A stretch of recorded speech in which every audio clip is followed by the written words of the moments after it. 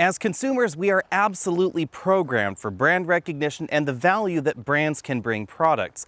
That's why many marketing folks say that the brand is almost as important as the product sometimes. And that's why when we think luxury car, we think luxury brand, especially in America.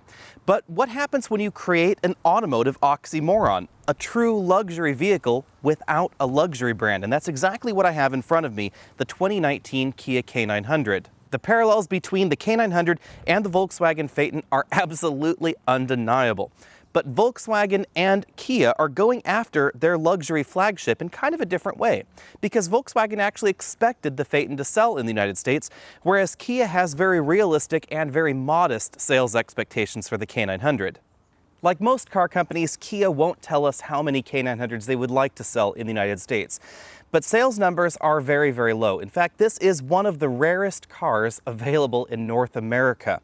Logically, that is exactly because this is a luxury car without a luxury brand. Be sure and let me know what you think about that down there in the comments section below, and let me know what you think about the overall styling. I invited our followers over at facebook.com/AlexNautos to ask questions that will integrate into this video. So let's talk about the first one.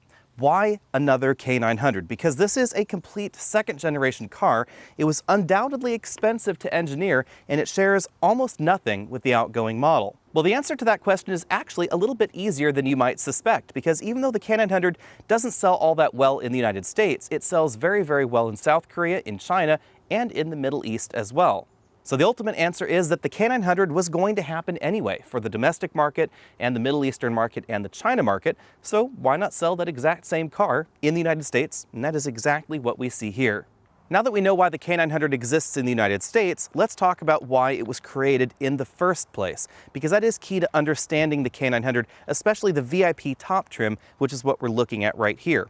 In South Korea, it's fairly common for high-end executives to be driven to work, whether that's a personal chauffeur if you're really wealthy, or a company chauffeur, or a chauffeur service. And that's why we find a very comfortable back seat, a lot more legroom than you find in the average mid-size luxury sedan, and arguably rear passenger seats that are a little bit more comfortable than the front passenger seat up front. Now let's talk about what the K900 is and what it most importantly is not, because that is also key to understanding this car. In reality, this is actually a full-size luxury sedan, not a mid-size luxury sedan like an E-Class or a 5 Series. And that's really obvious when you look at the wheelbase and the overall length of the vehicle. This is about the same size overall as a Jaguar XJ short wheelbase. Kia seems to be a very pragmatic company, so they understand that it's already a stretch to compare a car with the Kia logo on the hood to a 5 Series or an E-Class. So that's why they're making those comparisons rather than trying to compare this to the next size category up like a Jaguar XJ. But when you look at the car, it is important to remember that this is in that next size category up. And that's why we have so much more room in the back of the car and why the car overall is so much longer. The next big question you had over at facebook.com/AlexNautos was about the family tree and the relationships between this and some of the other rear-wheel drive cars from Korea. Well, the G70, the G80, the G90, the Stinger, and the K900 are all obviously related to one another. But the familial relationships are a little bit interesting, because this is not just a Genesis G90 with Kia clothes on, because this actually shares very little with the G90 directly. The wheelbase is different, the overall length of the vehicle is different, the interior is completely different, no glass or sheet metal are shared with the G90, although we do get basically the same engine and the same 8-speed automatic transmission. The engineers tell us that you could argue that this is actually a little bit more closely related to the Genesis G70 and the Kia Stinger than the Genesis G80 and G90, so this really does not drive like a Genesis G80 out on the road. Let's digress for a moment and talk about resale value, because that was another hot topic over at facebook.com. I don't expect resale value on the K900 to be any better in this generation than in the previous generation, maybe perhaps slightly better. But I actually don't think that's a problem for the K900, because generally speaking, resale value is not a big deal in the luxury category because so many luxury cars are leased. More than half of all luxury branded vehicles in the United States are leased, and as you work your way on up the size ladder, the bigger the luxury car, the more likely it is to get leased. And at that point, the big thing is, what's the lease deal on the car? How much does it cost you monthly? And this is still going to be less expensive monthly than a 5 Series or an E-Class or a 7 Series or XJ, something along those lines. Now, if you do plan on buying the car and then for some reason trading it in after 3 or 4 years, then yes, this is likely going to have a bigger hit to your pocketbook than some of those other luxury cars. On the flip side, if you're in a different category of shopper, and that's the keep and hold category, where you're going to keep your car for 10 years or so, then the K900's resale value is not material there either, because if you're the kind of person that drives the car into the ground, resale value is just not a factor. And I would say that in that category, the extraordinarily long warranty that we have on the K900 is a bigger factor, because this has a 10-year, 100,000-mile powertrain warranty and a much longer bumper-to-bumper warranty than the average luxury car. So expected operational and maintenance costs on the K900 are a lot lower than many of the luxury competition. The first generation K900 had a variety of different engines under the hood depending on the market that you purchased the vehicle in. That's true for 2019 as well, but for 2019 in America, we only get one engine. We no longer get a V8. Instead, we get the same 3.3-liter twin-turbo 6-cylinder engine that we find in the Kia Stinger as well as the G90. But instead of rear-wheel drive being standard and all-wheel drive being optional like we see in the Stinger, they've made all-wheel drive standard on all models. That helps reduce the inventory complications in the US for such a low-volume model. That's really the reason that Kia has done that. One of the reasons that Kia chose the twin-turbo 6 for America is that it actually gives the K900 a perfect 50-50 weight balance. That's a little bit different than the 5-liter V8 version of the K900 that we see in Korea, which definitely is heavier on the front axle. Front seat comfort is excellent, whether you're talking about this in relation to midsize or full-size luxury sedans. But there are some really comfortable seats in this category. So in terms of overall front seat comfort, I'm going to have to give these 8 out of 10 points. Driver's seat comfort is definitely above the average in the mid-size sedan segment and actually the full-size sedan segment if we're talking about the base seat packages. But up-level seats in that luxury segment will include massage, they'll include a little bit more ways of motion, and most importantly, the passenger seat would get the same range of motion as the driver's seat, and we don't see that in the K900. So the driver's seat has inflatable bolsters, we also have an extending thigh cushion, and those particular features are not present on the passenger side. For an American or a European luxury sedan, it's a little unusual to have the passenger seat not have the same range of motion as the driver's seat, but it's a little bit more normal in some of the Asian countries. The reason for that is that in Korea, you're more likely to have someone sitting in the back, right back there behind the front passenger seat, than actually in the front passenger seat itself. Because again, this was a car designed for people to be driven in. That's why when I hop back here to the seat behind that front passenger seat, I actually have buttons to control that front passenger seat and move it all the way forward and out of the way. This gives me an awful lot more legroom than you'd find in the average mid-size luxury sedan in America, so definitely more than a 5 Series or an E-Class. As I said earlier in the video, remember that this is about the same size as a short wheelbase Jaguar XJ. So that's why we don't find integrated ottomans in this rear seat, although we do have a power rear seat with a decent amount of recline. And this passenger side seat has a tilting seat bottom cushion, which is very, very comfortable, and a 4-way adjustable electric headrest. So the electric functionality moves the headrest not only up and down, but in and out as well. And we have a 4-way adjustable lumbar support and seat heating and ventilation. One thing worth noting is that we don't find any massage functionality back here, although we do have apparently speaker grills right here on the seat bottom cushion. If I lift that armrest up, we have a center seat right back here, and headroom is very generous. That's one of the big things you'll notice about the K900 up front, is that even in this model where it's designed with 2 thrones basically on each side, I could actually still sit here in the middle, put my head on the headrest, and my hair is just barely brushing the ceiling. There is considerably more headroom back here than we find in the average vehicle that's used for passenger transport in America. Definitely more back here than the Cadillac XTS, and actually more usable headroom than we find in the Lincoln Continental as well, or the Cadillac CT6. If I move over to this side of the rear passenger area and lower this armrest where I have my controls, then you'll notice that I don't have quite the same range of motion as the seat on this side of the vehicle, again because this car was designed for one person to be driven to work in. So this seat does recline, it also tilts, the headrest moves, and I have 4-way adjustable lumbar support, but I can't raise the seat bottom cushion up and down on the front. One of the big changes between this and the Korean market K9 is that we don't have a rear seat entertainment system available back here. And unlike some of the European luxury cars, it's a 3-zone automatic climate control system, not a 4-zone system. Building a new car is always a financial juggling act. What areas of the interior can we cut costs on? What areas can't we cut costs on? And the K900 has surprisingly few corners cut. It's especially noticeable when you look at the rear passenger area, because again, this was designed for passengers to be driven in the rear. And that's actually quite different than something like the Lincoln Continental, which ostensibly was also designed for the same thing, but in more of a commercial sense in the United States. So when we take a look at these door panels out back, for instance, we find leather on the top, a lot of stitched materials going down the door, an excellent attention to detail, real wood trim right here, with an interesting design, but we do find manual window shades, not powered window shades like we'd find in some of the European competition.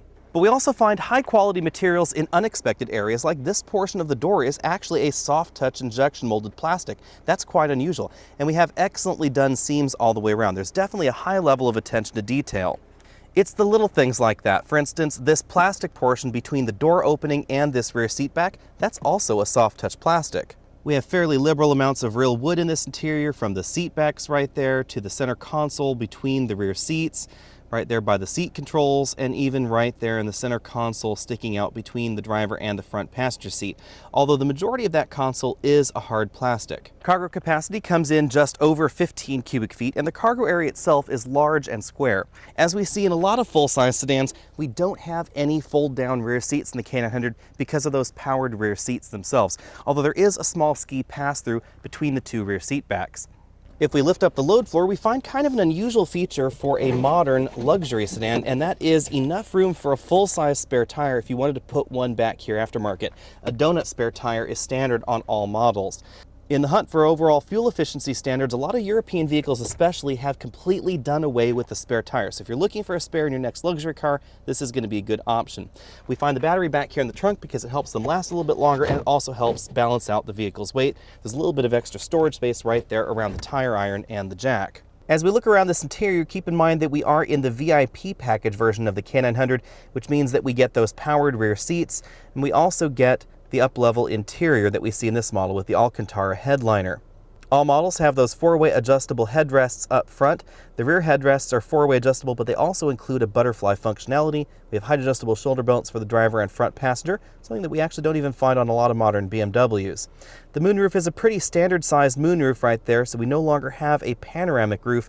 Kia says that was done in order to improve the torsional rigidity of the platform because they decided they wanted this vehicle to handle better than the previous generation model.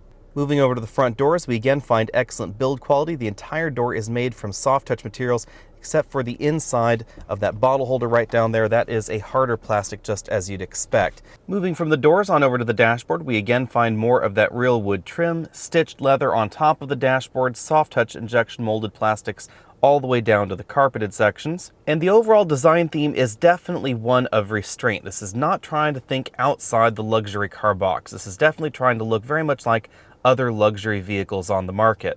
This is definitely a byproduct of the Korean domestic market, but I actually wish that Kia was a little bit more adventurous with some of the interior colors and allowed more contrasting wood designs. For instance, I think this interior would be really great if they put their lightest open pore wood trim in here, but unfortunately we can't get that color combination. In the center of the dashboard, we have a twin speaker arrangement. This vehicle has a 900-watt Lexicon sound system.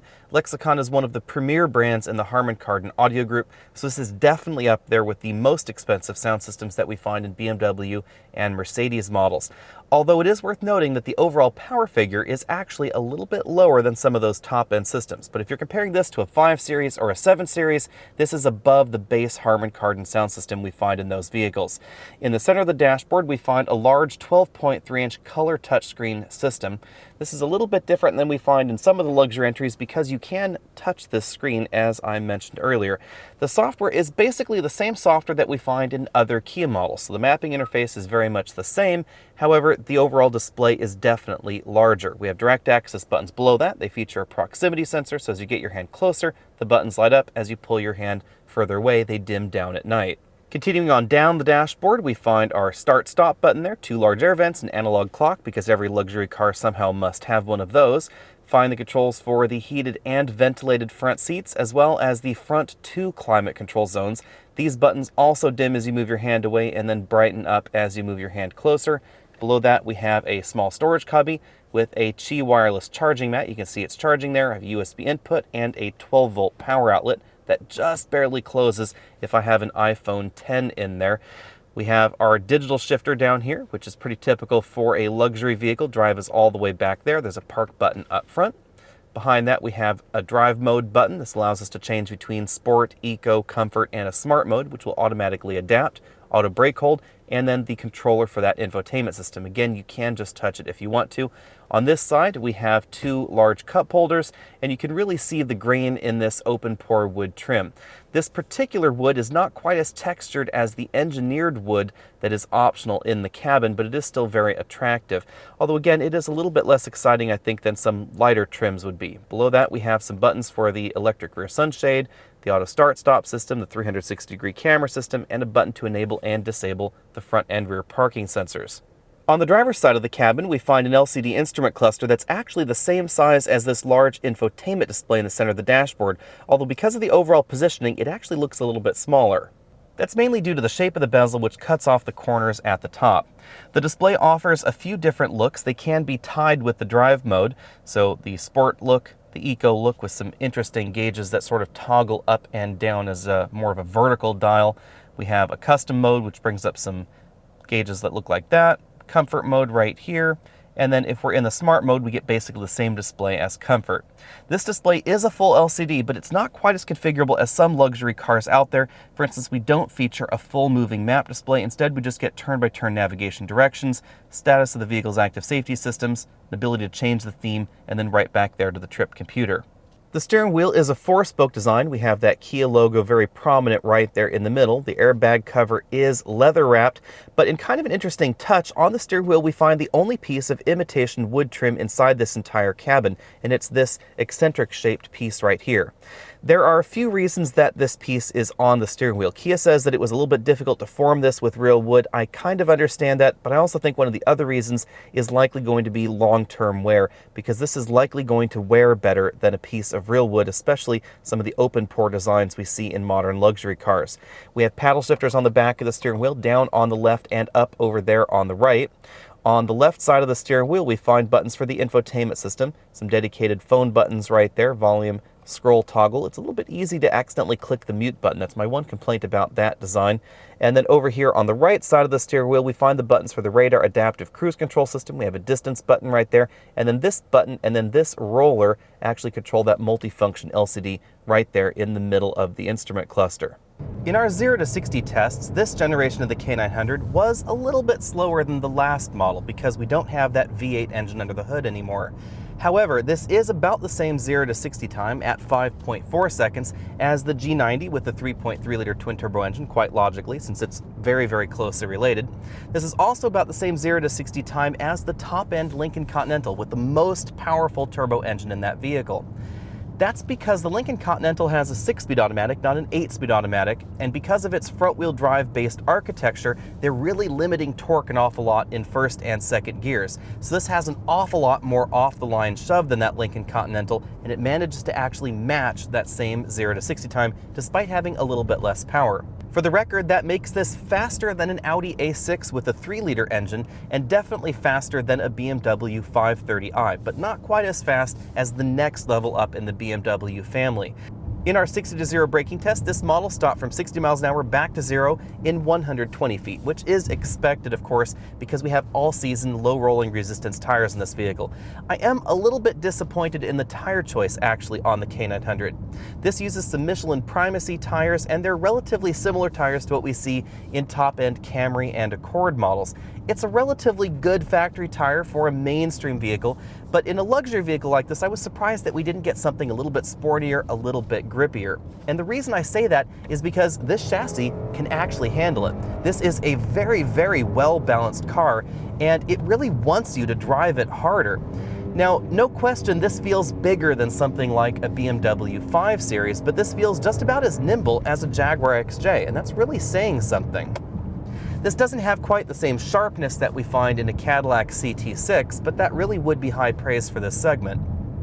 I find the tire choice a little bit surprising because Kia went out of their way to give this a staggered tire setup. So we actually have 275 width tires in the rear, even though this has standard all-wheel drive. So this has the ability to accommodate more grippy tires aftermarket, and that's definitely something that I would do if I got one of these.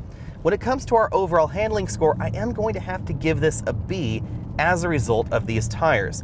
And that's kind of a shame, actually, I think, because this really has the ability to be an excellent handling vehicle in this segment. It has a strong rear power bias that is definitely obvious when you start pushing this in the corners, and it's really obvious that this chassis is very well balanced.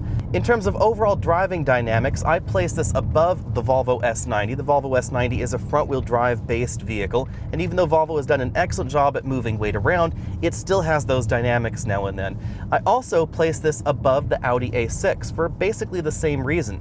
The A6 may be a rear bias system, but it has a lot of weight on the front axle. The Hyundai Kia Motor Group recently hired away a number of drivetrain and suspension engineers from European competitors, and their prowess really shows in this K900 because this is more composed definitely than the G80 or G90. The refinement that we see in this generation of the suspension design is obvious when you start pushing the K900 harder in the corners like that.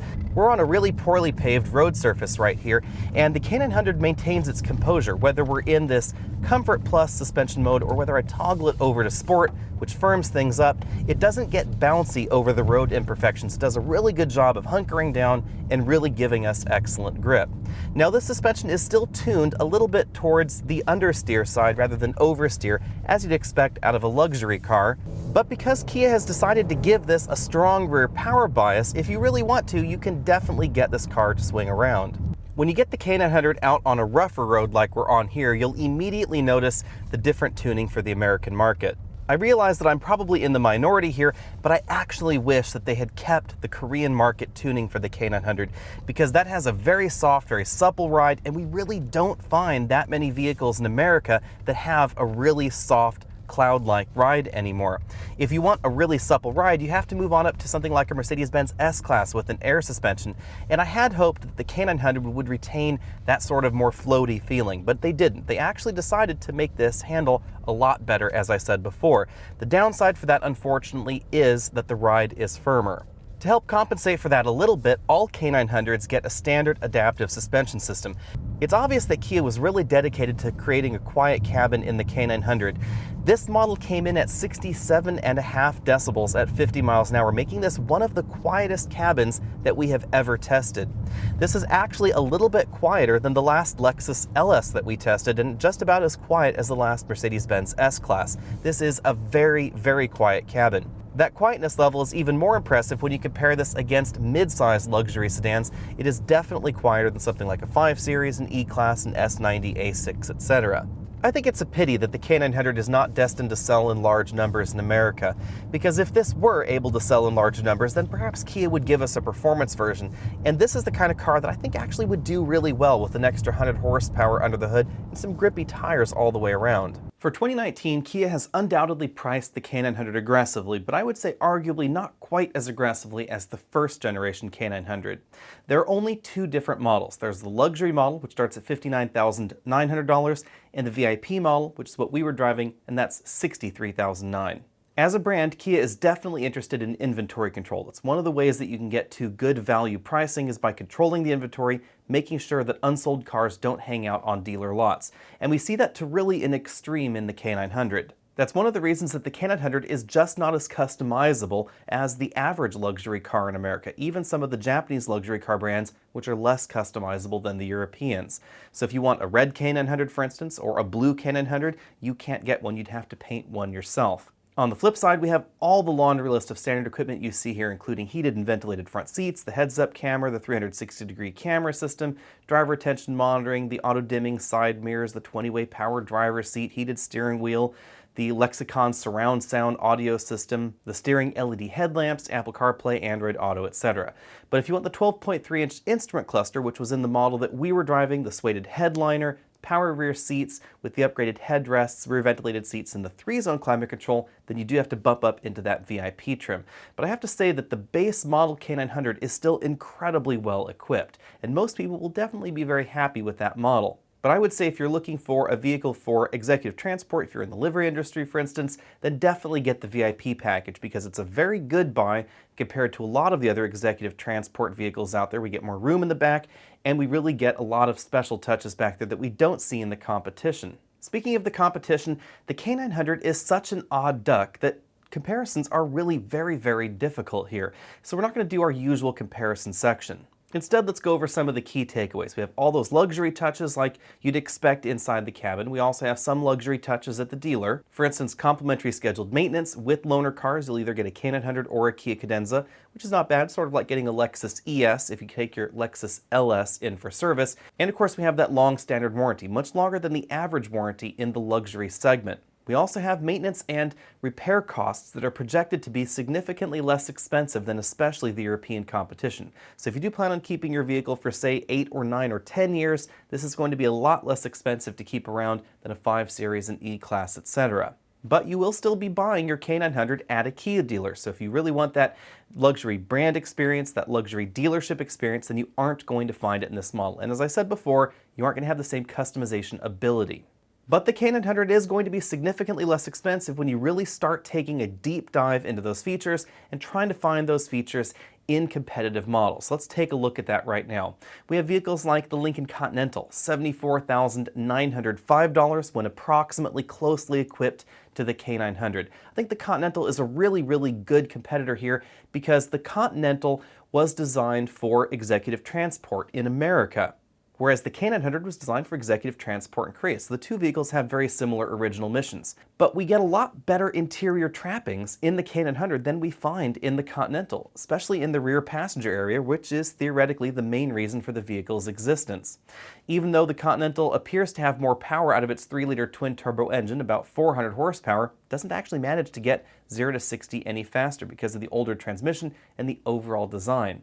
We get basically the same story in the Cadillac XTS. The interior is not as premium in the rear, it's not as comfortable, and it is going to be fantastically more expensive at $73,990. It's a $10,000 delta between that and the top-end K900 we were driving. The top-end Acura RLX, which doesn't have nearly the same kind of feature content we find in the K900, is a little bit less expensive at $61,900, but you get significantly less performance and significantly less really of everything in that vehicle. That's also why the RLX doesn't sell very well in the US. How about a full-size luxury car? A Jaguar XJ short wheelbase will set you back $88,000, approximately comparably equipped, but it actually will still be lacking features that we find in the K900. The Genesis G90 even is about $70,000, so it's still more expensive than the K900. Now that is logical, of course, because the Genesis, even though related to the K900, is a luxury branded vehicle, so you have to pay extra for that luxury experience both at the dealer and of course the separate branding and marketing that we see in that vehicle and the expanded ability to customize. So if you're really wondering what that delta is, I think we can see it pretty clearly here. The model of selling the K900 at a Kia dealer versus at a separate dealer is probably worth right around $7,000 or so, just in case you were wondering. Then we have the Mercedes-Benz E400, which is $85,000 when comparably equipped, actually almost about as expensive as that short wheelbase Jaguar XJ. Now we will find a few features in the E400 that we don't find in the K900, like soft closed doors, but then again we'll also find a lot of features in the K900 that we don't find in the E400 and actually better 0 to 60 performance as well. BMW 530i is relatively inexpensive, but it will still set you back $72,000, which is a decent bump over the K900. Of course, as I said at the beginning of this video, a value luxury car is almost an oxymoron, because for some people there is a lot of value wrapped up into how much you paid for the car. And strangely enough, there also seems to be a little bit of value in complaining about the repair costs for your European luxury vehicle as well. And that's what makes the K900 so unusual here, because normally when we're talking about a value luxury vehicle, we're talking about something like a Volvo S90, which I think is an excellent value in the luxury segment. $69,690 will get you an S90 long wheelbase with the same kind of features and trappings that you'll find in a Mercedes-Benz E-Class for about $10,000 more. So that's a definite discount taking a look at the Volvo. But the Volvo is a luxury branded vehicle. It's built in Europe. It has more legroom. It has a panoramic moonroof. It has excellent fit and finish quality. And of course, it's being sold at a Volvo dealer, and the Volvo dealer only sells luxury cars in this country. On the flip side, oddly enough, we have the same kind of drawbacks that we find versus the rest of the luxury car competition that we've been talking about. We don't have the rear power seats, we don't have the rear headroom, it's not rear-wheel drive, it's slightly slower 0 to 60, it has a shorter warranty, likely going to be less reliable, and a smaller infotainment screen as well. But on the flip side, there is definitely something more exclusive about driving around a Volvo S90, and I really like the way that the S90 is designed, both inside and out. Although I don't think that parts quality is necessarily as high as the K900, especially in the rear passenger area of the Volvo. I like the design of the Volvo better than what we see in the K900.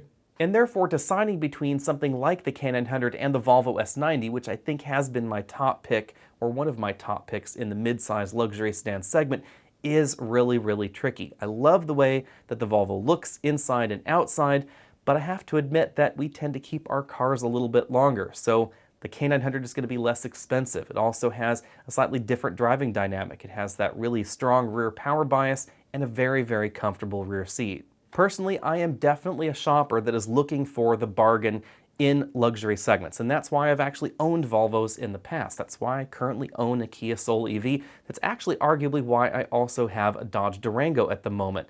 And the Volvo is definitely a value in the luxury segment, but it's more of a traditional luxury value brand. So the question is, would I get that or would I get the actual value entry? And I'm actually really torn on that one. I don't know if I have a decision. I could see myself shopping for either one of them, so be sure and let me know what you think about that down there in the comment section below. I have to say that if my money were on the line at this exact moment, I would probably get the K900 just because I'm feeling a little bit cheap at the moment. But if I had extra cash to spend, would I get the Volvo? It's a likely yes. I'm not sure yet though. So again, let me know what you think about that down there in the comment section below. Hit that subscribe button if you haven't already done so. Check out those related videos that you'll see on your screen. Click over to facebook.com/AlexandAuto so you can see what we're driving over there. And I will end this video by saying that I think that Kia has definitely made their point with the K900 because we're having an honest-to-goodness conversation about whether you would buy a BMW or a Volvo or a Cadillac or whatever and a Kia in the same sentence, and it's not an ironic sentence. See you later.